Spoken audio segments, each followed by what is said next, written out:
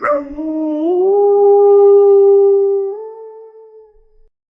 Hello, welcome on a Monday morning. Yet again. We Here we have are. a special guest. Yes, Padma Gonpo Rinpoche once again. He's here to talk about some special things in the Tibetan medical system. Yeah, yeah.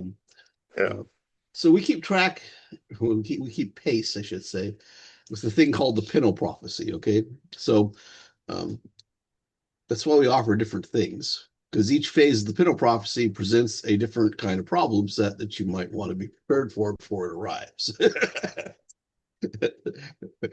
Basically, it well rounds out your life and your ability to survive in changing times. But so now we're at the phase where we're talking about the medical system. Okay. In every social collapse, the regular infrastructure medical system falls apart. People stop going to work, hospitals get overwhelmed. Um, we start seeing the same kind of thing they were talking about way back when the COVID virus was happening, right? Where there's not enough people in the medical system anymore because there's so many sick people and dying people. But nonetheless, if you're not taking this vaccine, you've got to go home. So, Or you're fired. or you're fired. Yeah. And so they cause their own disasters that way. The natural human societal response to those kind of stupidities is to create a system underneath the main system. Some people call it black market. Smart people call it survival. So inside of that system, you got people that start growing food and sharing it with their little community people that are involved in their level of community stuff. You got people who replace the medical system's pharmacology with more natural solutions. So they start making herbal remedies where you usually have to go to a pharmacist and have a prescription and all that. They start going more towards traditional medicine and naturopathy. Because the currency system in a changing world like that is disrupted, people can't afford to go to a regular doctor. They just can't. Their insurance won't pay for it. The insurance companies aren't really working real well at that point, and all of that. And so, as a stopgap preparation for the potential of this happening, okay, the societal collapsed complements of the World Economic Forum and their Agenda 2030 stuff, with their forced identification, the digital ID and the carbon credit system and the social credit system and all that, they could very quickly overnight deny you access to anything. Add to that the fact that the US dollar is starting to lose traction globally because it is no longer the petro currency. And so right now people are starting to switch over so that they're overseas anyway. The suppliers we buy from in the United States all the time are now not starting to accept US dollars for payment, which means you have to convert your currency over to a BRIC currency. BRIC is that alliance of nations for what is it? It's Chinese started it or something like that. it's I'm trying to remember the B. No, it's anyway, Russia, India, China are the RIC part of it. The B is not in my head at the moment. The B is escape the building. So anyway, look it up online. You'll find it. Type It's RIC nations, and I looked it up. It's Brazil, Brazil. Russia, India, China, South Africa, That's and the one. Yes. Yeah. So, the problem with this is that when these currencies become irrelevant in the world markets, your dollar doesn't purchase anything. So what you used to buy for $1 will now cost you 1,000. So the dollar store is now $1,000. $1,000 Or is store. now Tiffany's, yes. So Yeah. so that's the thing. And in those environments, people just can't afford to get the stuff they need. No. So the The good news is creative humans will try to fill that gap by manufacturing things out of recycled products. Now, the bad news is what that does to society. Just take a look at India, where you've got people in bare feet working in metal forging factories, you know, and look at the quality of their health, right? Their bodies are falling apart, basically, right? Because they're working inside of industrial chemicals with no protections, right? Now, these are the same people that are going to ship you products if you were and have been for the last several decades that you think are safe. Yeah. Right. And they'll be in there with tuberculosis coughing all over the medical products, and they'll send it to you and they don't really care because they're there to earn their money, and that's that. So there's a need for a system of people to be able to catch that when it starts to fall. There's also, the retail medicine industry has not really ever cured anybody of anything. They First up, they are a organization in the United States that is built entirely upon the concept of alchemy, which means you get possessed by a demon and they kill the demon even if they kill the host. Now, they won't tell you that because they don't want to bring religion into the thing, but that's at the AMA level, the upper AMA level, that's what they talk about. They talk about demons and demon possession and the bad behavior of the humans who get sick and why they get sick is a curse and blah, blah, blah. Right? So I know because I used to be part of the elite medical system, and they tried to recruit me into the AMA, and I was like, I know about demons. Mongoose know about demons. We also know about medicine. So their version of the medical system is destructive in its approach, like almost everything else they do. So, the elite mentality is to destroy. So the Tibetan medical system is different. First of all, when the Bon left Zhangzhou, we didn't stop growing. When firearms became a thing, we learned about them. We adjusted our defensive systems. We learned how to use them in the defensive systems. We didn't walk away and go, these are new bad mojo items. We learned about them. When PCR systems became available, we started playing with those, learning about those. Chemistry, we were all over chemistry before, but we're now really all over chemistry. We got all the modern stuff chemists are doing, we have the ability to do. MRI, we know about that. CT scanning, we know about that. These medical tests that the doctors love to send you for, we know how to read those and what they mean inside of our medical system. So you give us a copy of your lab reports, and we can tell you not only what your doctor was trying to figure out, with the type of test they sent you for, but what those readings actually mean.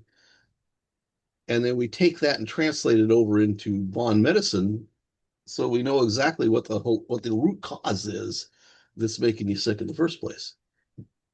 Now, we know that we don't have time to train a whole bunch of actual Bon medical doctors in the next 12 months because it takes a while to learn this. I mean, there's a lot to learn.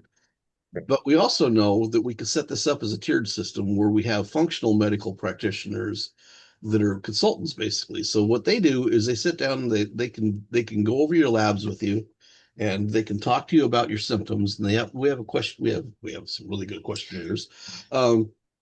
They're very in depth. They are, and you're going to spend about 2.5 hours talking to somebody, probably going over these questionnaires and getting your questions answered and stuff. And all of that's just basically to determine, first of all, are you a good candidate for traditional medicine? Okay, now we've got an 87% cure rate. Okay, about 5% of the people just flat out wait too long. About 8% of the people won't take their medicine. They just won't. Tastes bad. I don't like water. I can't swallow pills. I just I can't. Well, we don't. We do pills. We do different kinds of pills, capsules, tablets, powders. Things we put in water. The Here's a funny one for you. Tibetans figured out early on that if you put a medication inside a beer, your body will absorb it faster and it takes less. Well, that does make sense. And that Yeah. beer will kill the flavor of almost anything. So, Yeah. so Especially Tibetan beer. yeah, or fire milk. Fire milk will make you forget why you're sick in the first place. But so I mean, there's a lot of things inside of the Tibetan medical system you won't find in the retail medical system. One of those things is the fact that we actually cure people. We have methods for detecting illnesses that they categorize them in the world of quantum physics, not in the world of medicine. So we've done these things for medical people, like there's energy scanning we can do, and the results we're getting are more accurate than the equipment their CT scanners are getting. We're not producing basically video images of it, but we can tell you where the blockages are and what those blockages mean when we take them and we combine those with the 72 different kinds of pulses you could have and the other things that we find in your lab tests and your interviews. Now, in Bon, we talk about demons. Okay, your natural state of health should be healthy. If you have a lack of naturally healthy, then there's a cause. And that cause could be psychological, being that you're viewing your world from the wrong perspective and it's causing you to make bad choices.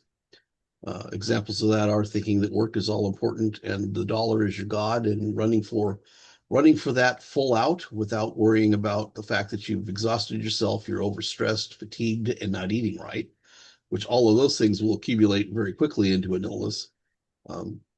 Angry all the time makes your liver go out of whack. If your liver's out of whack, you get angry all the time. So it's catch-22, right? So fixing that, and that's a combination of adjusting the way you're perceiving things and the type of diet you're on, which may include some form of Tibetan medicine, medications, supplements. There are things that actually can possess you, such as parasites. Parasites can get in there and influence a whole bunch of different things in your chemistry. If you are influenced largely by neurochemistry and you've got a lot of worms in your stomach, you're going to have a very different kind of experience than the person that's got worms in their liver or in their brain or in their lungs. So these are places parasites love to show up. So we would call those demons. Okay, then there's categories of them. Those categories have specific kinds of influences on your physiology. So by looking at our questionnaires and your lab reports, we could tell what kind of infestations you're dealing with. Similarly, we have things like molds and bacterias and funguses that can take over in the body, which also we categorize as demons. And those also have certain kinds of behavioral patterns that we can detect through both the questions and the pulses and all that kind of stuff. So what we look for is a root cause. What is really at the root of all this mess, and how do we fix that fast? And that's what we go after. So a normal path for a person coming in for this is they go to a regular allopath, right, a retail medical outlet for several years. The outlet runs you through a whole bunch of medications and other procedures that cost you an arm and a leg through your insurance. They drive you into a deep level of debt. You get desperate because you're still not getting any better. In fact, you're getting worse. So then you go, oh, maybe I'll try natural medicine, traditional medicine. And then you come to a traditional medical practitioner who may or may not be qualified at all. And in that category, I put things like Reiki practitioners, because a lot of them they couldn't tell you where your liver was, much less where anything else in the body is. They don't know about the pulses. They don't understand how your nervous system works. They don't know about meridians and acupressure and acupuncture and that kind of stuff. So their skill level is basically boils down to a couple weekend classes where they got a certificate. not really what I would consider a real medical professional. Yeah. Can they push energy? No. A few of them can, but I've also done Halloween events where we've had Reiki practitioners, master Reiki practitioners, in a fetal position in the corner because they were first time in their life they were able to see an actual aura. And we were sculpting these auras into things with wings. So we changed the shape of them, and it terrified them. They were in a corner all balled up because they were terrified of the magic that was happening in front of them. And it's like, you're a Reiki master. You shouldn't be bothered by any of this stuff. But they were terrified. So, I mean, it's like, and it's happened more than once. And so I don't, Ayurvedic people, if you actually have a real licensed Ayurvedic practitioner, good for you. Their medicine's kind of limited because they only work within the humors, but it's not a bad place to begin if you get a good one. Traditional Chinese medicine, it's pretty strong if you get a good practitioner.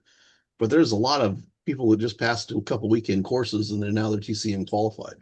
So you got to be real careful to ask, are you a consultant or are you an actual medical practitioner? Because if they're a consultant, they can interpret some information, but they can't really fix your problem.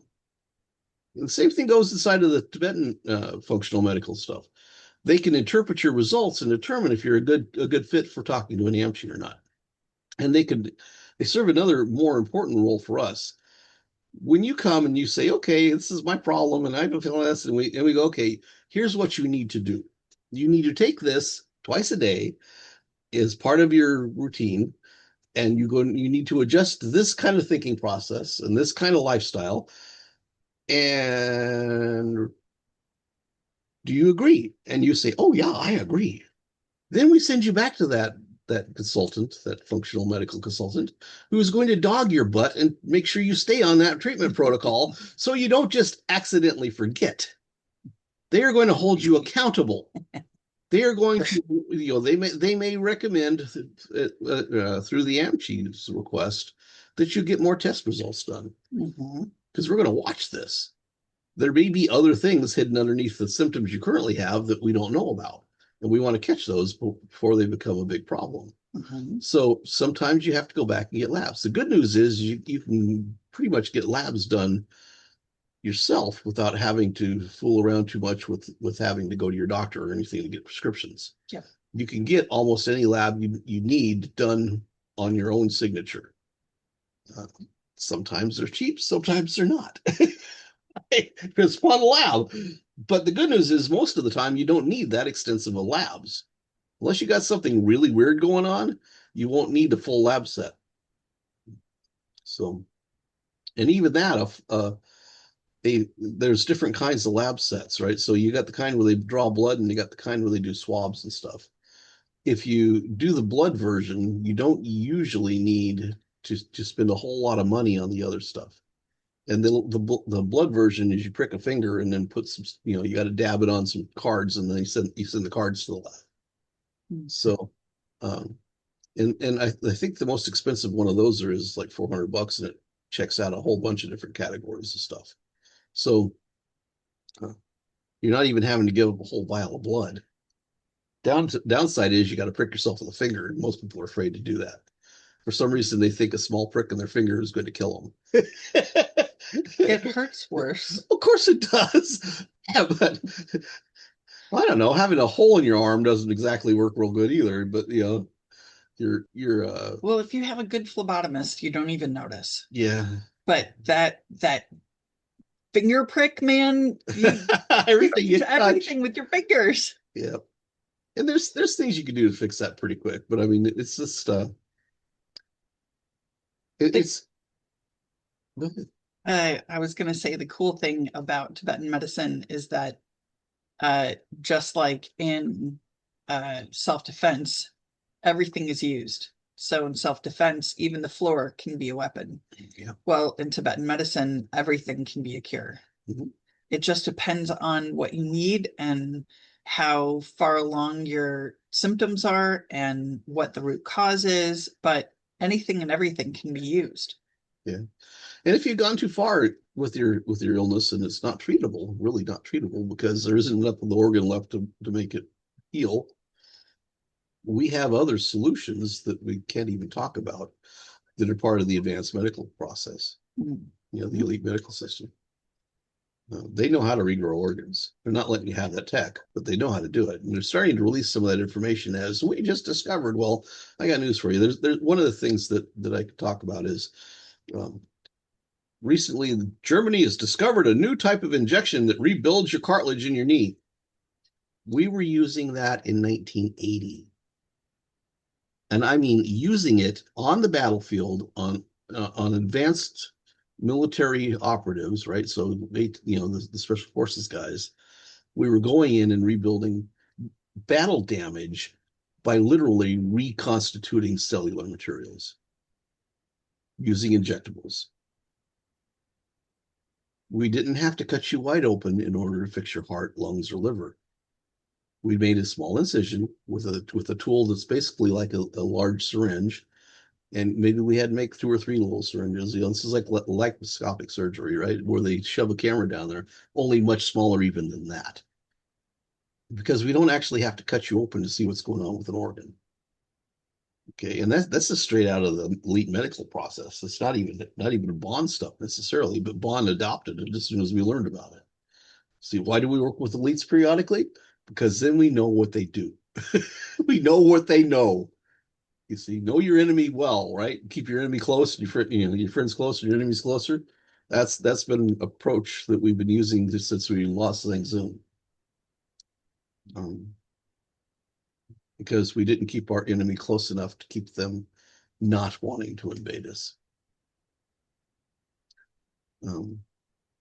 Instead, we pushed them back because they were so arrogant. Right. Greedy and arrogant. We didn't like that in our world. So they decided to take the greed and arrogance to other people who were greedy and arrogant and mounted 8 armies to come in and kick our butt. So we learned from that.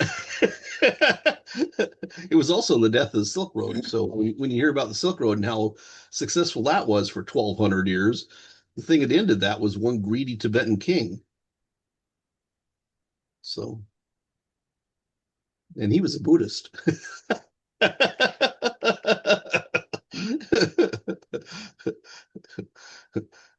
Who had 2 Hindu wives and a Buddhist wife.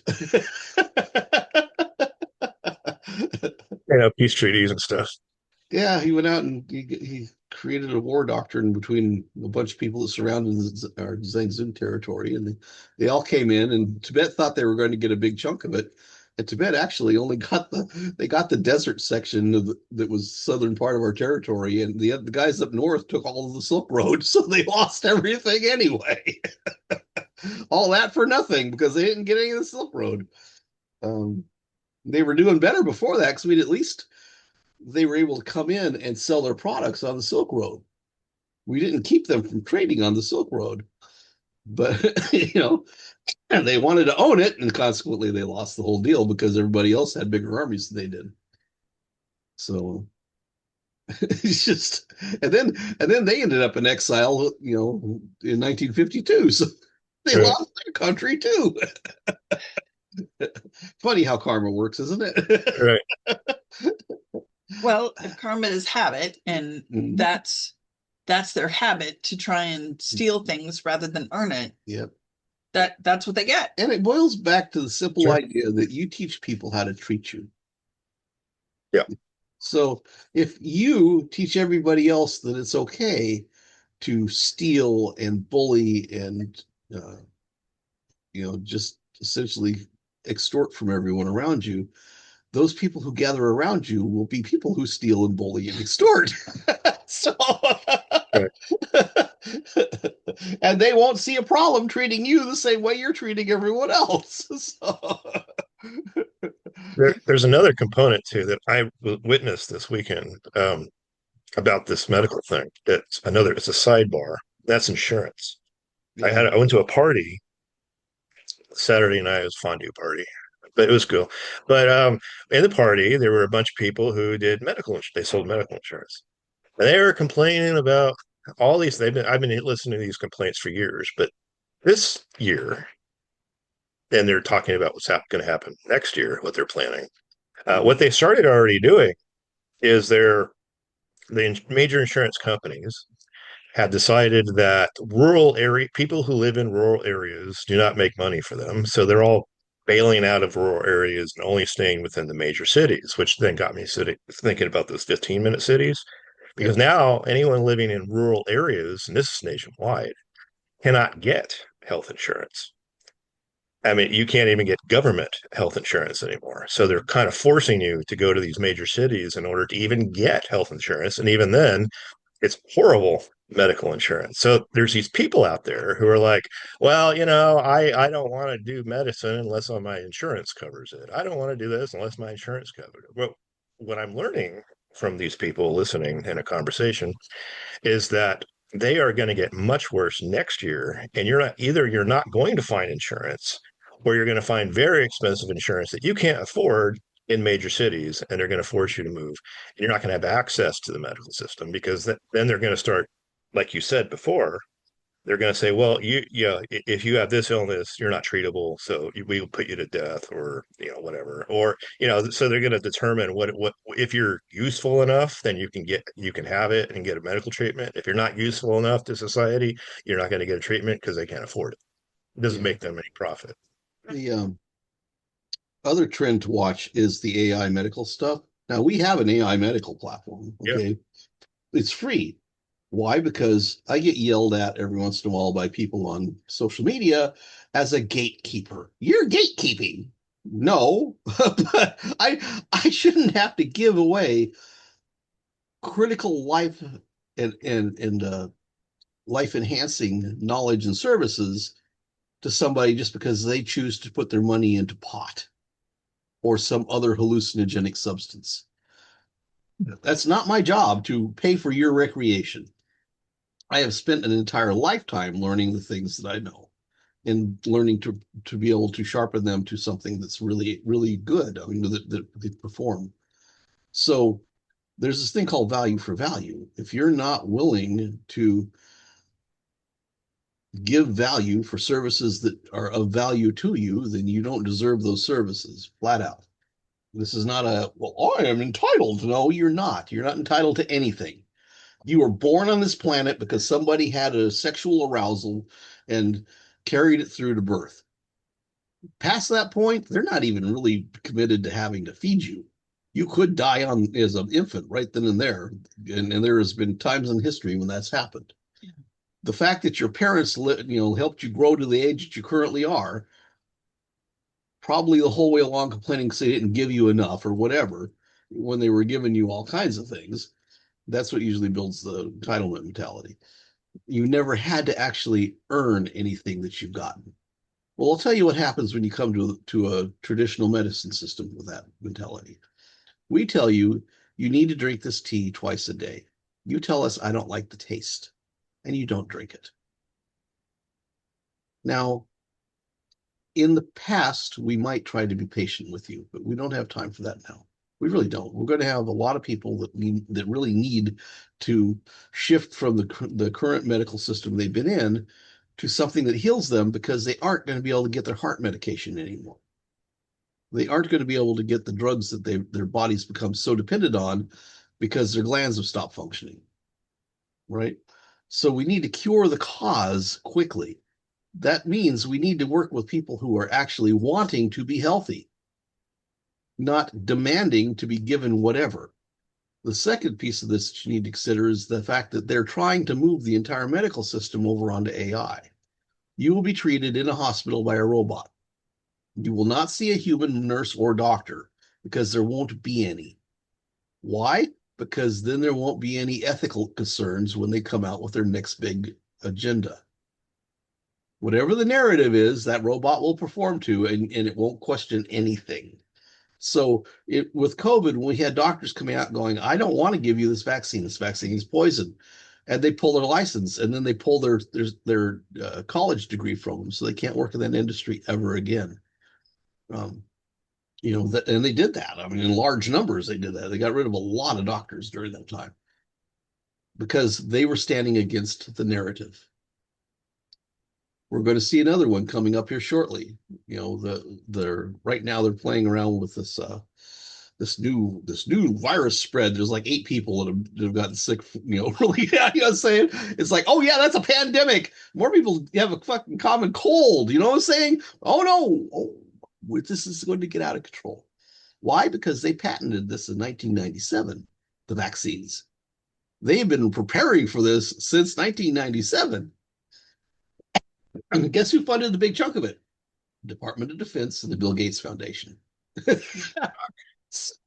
Why? Isn't it convenient that we pulled out of the WHO and the United Nations medical system just as this big virus comes up and they go, well, virus can cross any border. You should join the WHO and we'll take care of you.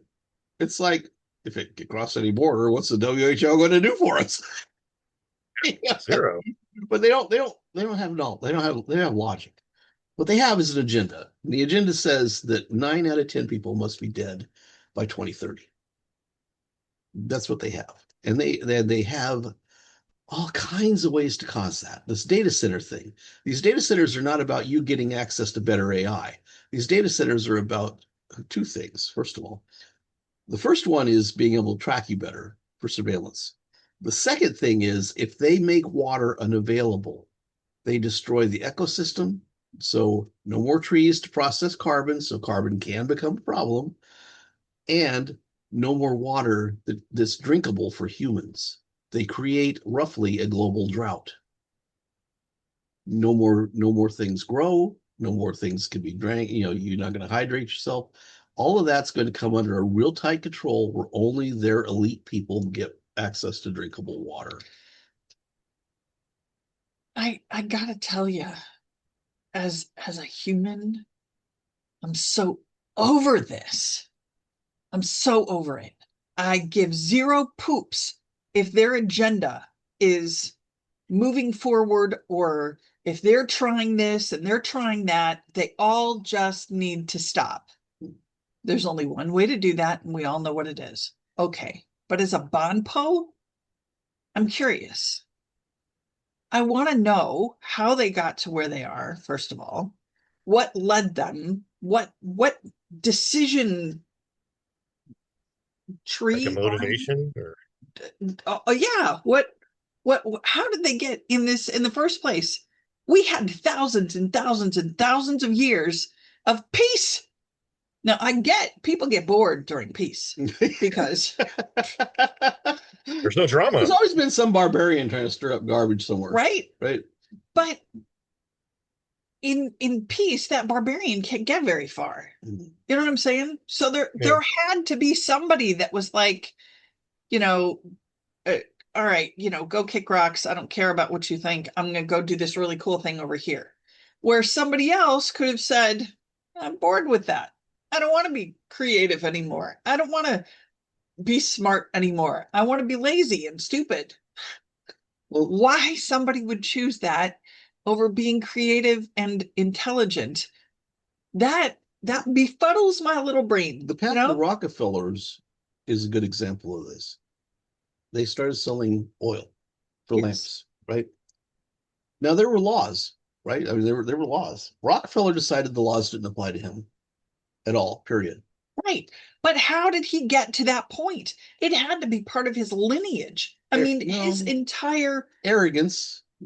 You know people who think they're better than everyone else. Yeah. So that, when it's allowed to be fed, can grow into this system of mentality. Right. But it had to have a nurturing environment for that, good or bad, had to have some sort of a nurturing environment for that to grow. They started bringing people around them that would help defend that. And then anybody who came in to try and enforce the moral guide would be eliminated violently, and that scared people, and that brought people that wanted that power to the cluster of them, and that's how it built out. And so they start using things like the killer bees, right?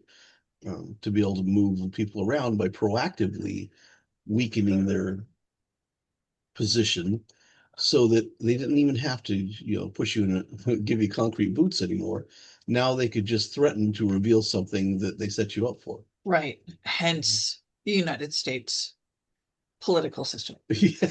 But And the Epstein files, which no one's ever going to get prosecuted for. Oh, no. Statutes of so, limitations will be expired immediately by the time the Justice Department gets around to even looking at it, which is on yeah. purpose.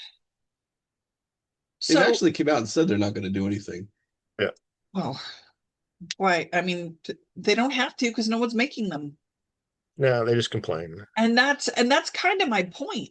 When these people, the lazy ones that don't want to be smart anymore, that just want to, Embrace stupidity. lay, they just want to lay. They don't really want to walk around or do anything. They just want to be lazy. Okay, well, Could that be parasites? Well, there's social parasites. There's different kinds of social parasites. But like, if you get enough parasites in a certain area of the body, which perhaps they put in food to do this, They'll it eat makes people everything. lazy. Yeah. right. I'm just curious. I don't know. And The song is the worms crawl in, the worms crawl out, worms on your spout. so that is a really good point. Like, if we cleaned that up, how many people would take a different path? Yeah, I'm curious about that. Most people in general just want to get by. They want just enough to make their life comfortable enough to feel free enough to be able to do their own thing without having to tell everybody why they did it or any of that other stuff. But and that's probably close to 70 or 75% of the population. There's about 8% of the population, as I've seen recently in some of the stuff I've looked at, that actually is actively trying to wake people up to what's really going on. That's 8% of the population. That's not a hell of a lot, but it's better than what it was going into COVID, which is only 3%. So 8% that's way bigger than what I thought it was. Mm-hmm. So that's pretty exciting to me. But well, here's the thing though. All they're doing is putting up memes and trying to spread this information in social media. They're not gathering together groups and then going and dragging these people who are causing the problem out into the street and bringing it into it. No, because they're still scared. Mm-hmm. They still have that nervousness. I'll lose everything. Now I'll lose everything, or I will, what happened where they went and took the guy's land and killed the whole family, Yeah. and then whoever was left went to jail. Or you got Waco, where they went in and killed Ugh. an entire compound of people that weren't breaking the law. In Texas Right. law, that every weapon they had was absolutely legal. The federal government decided they were going to make an example of it and test to see if they can get away with it, and They did. Now, in dealing with these kind of situations, if you know that the people in charge, the quote rulers of Americans or mankind in general, have no moral boundary, if you know that, you're not dealing with people that have morality, which means they're not moral humans. If the people who are running the show are fine with eating people and, pedophilia and, bioterrorism and all the stuff that these leaders are currently promoting and enjoying in their lifestyle, these are not people that need to make it into the next world age, which we're coming up on very, very quickly here. And so when you look at that, you could either follow them in their lead and end up where that takes everybody, or you could decide, I'm not going there. Now, that means you are going to need to start making some friends that are in the same mentality you are. You're going to need to start decoupling from their system because their system will take you to their outcome. Okay, so how do you weaken a system like this, right? Well, it's simple. You stop supporting it, which means at some point they're going to backlash on you. And if you know that in advance, you could be prepared for it. What you need to have is you need to have people that understand technologies that give you force multiplication. So if they show up with 1,000-man army, you could turn them all to goo. Okay. If you've ever had a sunburn, you know that doesn't take much to melt flesh.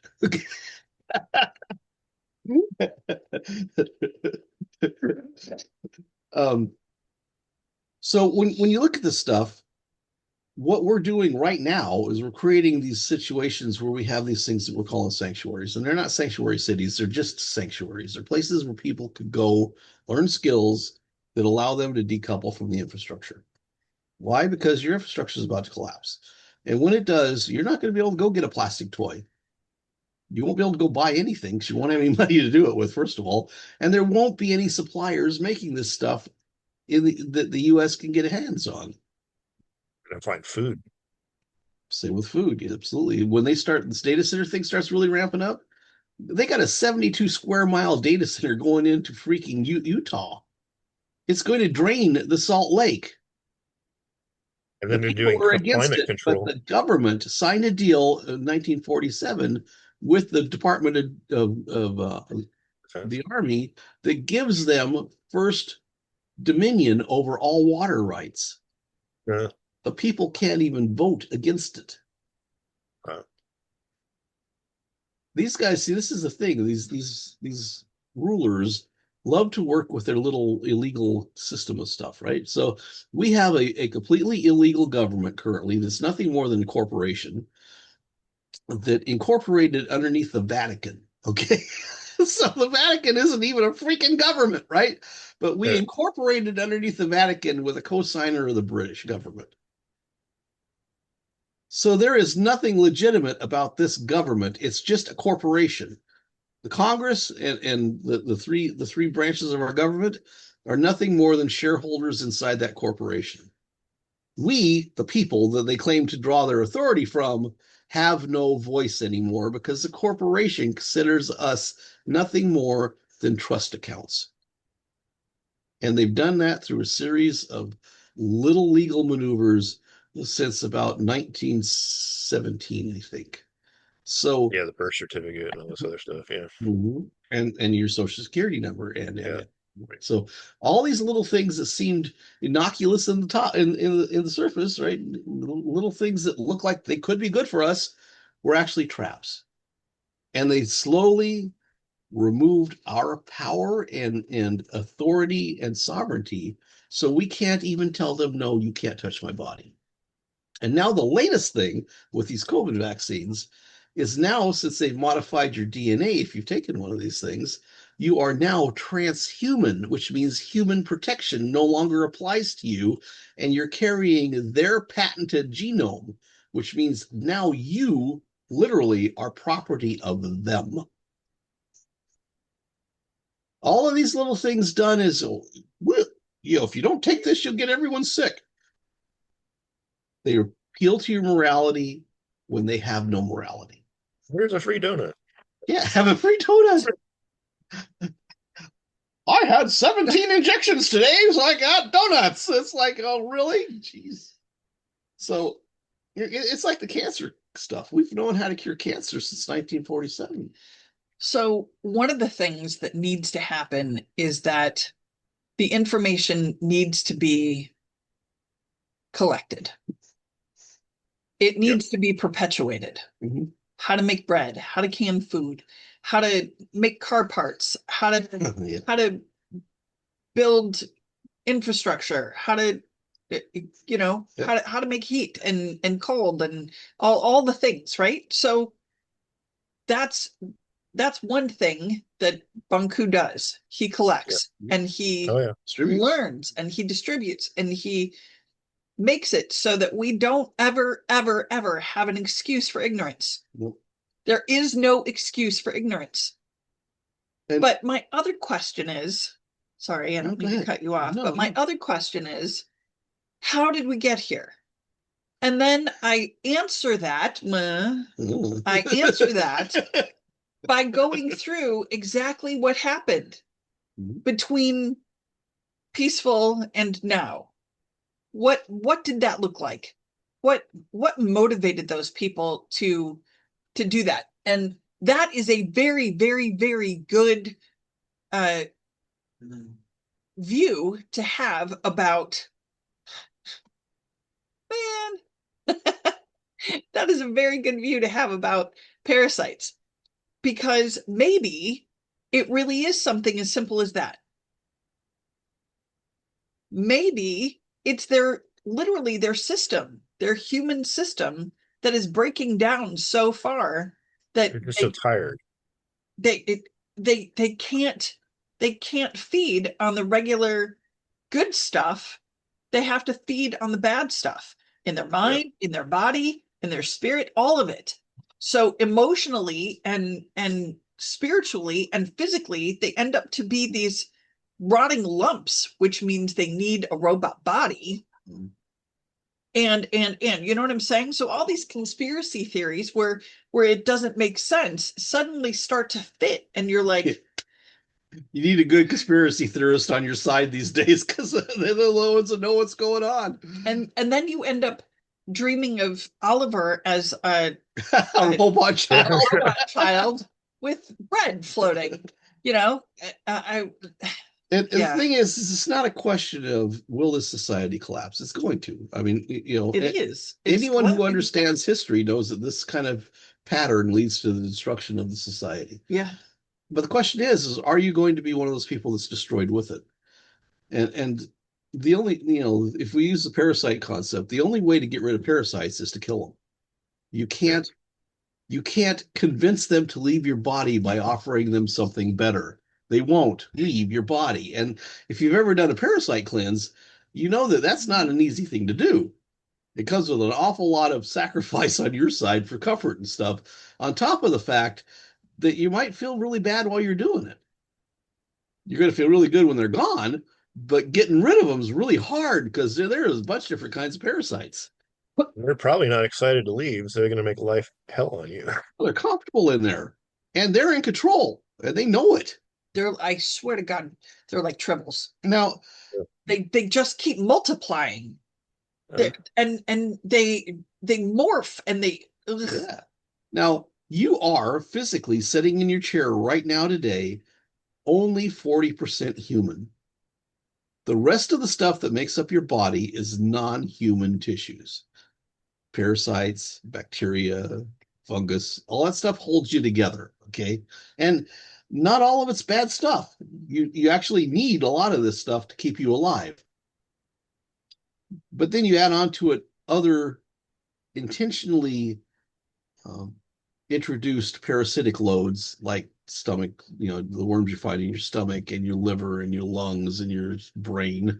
You know, these, in a lot of cases, have been genetically engineered mutations to be able to adapt specifically to a human body that normally would not be subjected to them. That means that somebody decided that they wanted to make you sick for profit. In Bon, we understand the things they've done to you to put you in that situation where they can become wealthy through your suffering. So that's the thing. We start looking at all this is it's like, we know what they've done to you. We know what needs to be done to fix it. The question is really, this is what it really boils down to. Are you willing to move away from the system that wants you dead? Because they do. They want 9 out of 10 people dead. In time, before it's too late, so you can resist it. Now, how do you break a system like this, right? Well, the simple thing is you stop supplying it. If they can't afford their programs and you won't accept their stupid edicts, yeah, you say, no, I'm not going to do that. No, I'm not going to believe that. No, don't touch me or I'll beat you in a bitch of your life. In numbers, because you're going to need numbers. One-on-one, you aren't going to do well unless you really know how to fight. And for that, you would have needed to have taken the Predator Craft program.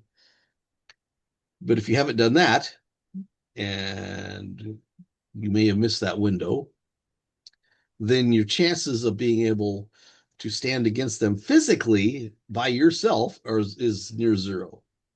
Okay? Because they will attack you 7 or 8 people at a time or more. You want to know how they play the game? Let's just watch some of the videos on how ICE raids a neighborhood. They come in force and they just beat everybody to the ground. They tase you, they gas you, they push you down, they shoot you. If you're not willing to respond in kind, they will dominate your neighborhood. Because these guys are thugs. I mean, they're not people who are doing something with humanity in mind. They're doing something because they've been given the license to be as brutal as they want without any oversight. Expect that from people like that. Don't expect them to serve and protect, because that went out the window in the 1980s. They actually stopped painting that on police cars in the 1980s because somebody in the legislature said, "Oh, well, you don't have to serve or protect these people. You have to uphold the law." And the law is the law from the corporate United States, not the law from the Constitution. So I know that we are nearing the end. Mm-hmm. So I just want to say that there is hope, mm-hmm. because you can learn these things. You can. And we want people to start their own sanctuary systems. Absolutely. But you're going to need to know how to do it. And we've been preparing for Pinot for 4,000 years at Bon. We've known the cycle, we've known the timing, we've known when it's coming, and we're right there in it right now. I mean, as of Tibetan New Year 2026, we entered the final stretch of Pinot. The guys that are in charge of the world right now also know we're entering Pinot. They know it's a situation where either evil wins or people survive. And it boils down to that. If they get their way, humanity will not have enough diversity in its genetic base to be able to survive for the next 100 years. With that being said, he knows and is teaching us how to be safe, mm-hmm. how to move forward, how to make sure that the people around us are safe and can move forward if they so choose. This is not everybody has to do this because this is the only way. There are a lot of other people out there that are doing things that they think is the right. They're learning how to homestead. They're learning how to go in a bunker and live for 6 months. Okay, well, it might be a little bit longer than that. Yeah, and they don't know their enemy. They don't know the elites and how the elites think. And having those things is, yeah, that's great. Let's add to it. Let's make it so that you can survive anything, not just one thing, not just a round of bullets or an ice age. Be able to survive it all, no matter what happens, and not lose the knowledge that's been accumulated before you.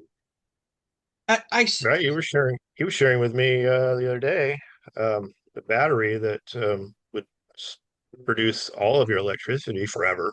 It's a battery, and it would power all of your lights and all your stuff and everything you got, like they did in the old times. And it's not even a new battery, and it lasts forever, and it's still working after 120 years.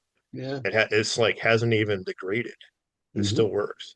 Like these things are actually out there, doable, and have been doable for 120 years. And you could do it. You don't have to be dependent on the government and their here's your outrageous electricity bill that you can't pay. They have this but there's more than that. There's gas and there's power and there's water, and he's got solutions for all these things. I do. And there's this term they use. It's called threat to national security. What that means is when they use the term national, they're talking about the corporation that is the nation, not the population. Right. It's a threat to their collective power over you, so you can't have access to it. They will take it from you as a threat to national security.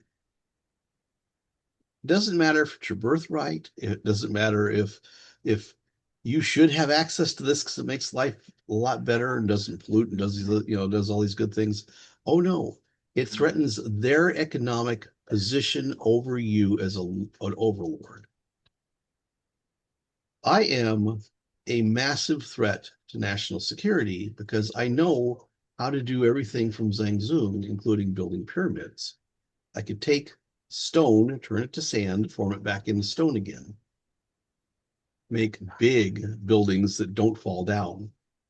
I also know how to work with sound and wavelength and stuff. wave physics.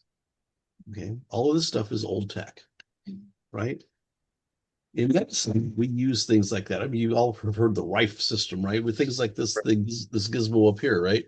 This is a very simple thing you can get on Amazon. It emits radio frequencies. It also has a thing where you can plug in your earphones and have the sonic frequency flood your earballs. Earballs is her term, by the way, just so you know. Earballs. It's branded as a Starbuck Jones terminology. So Totally true. Along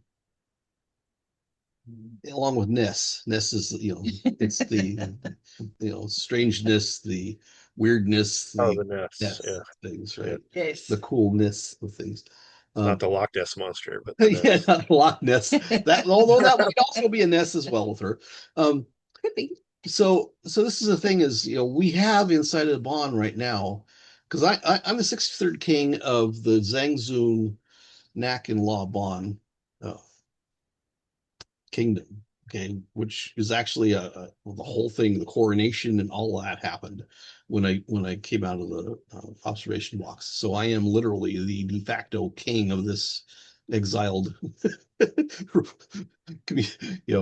society, which means I got all of the knowledge that came with that particular role.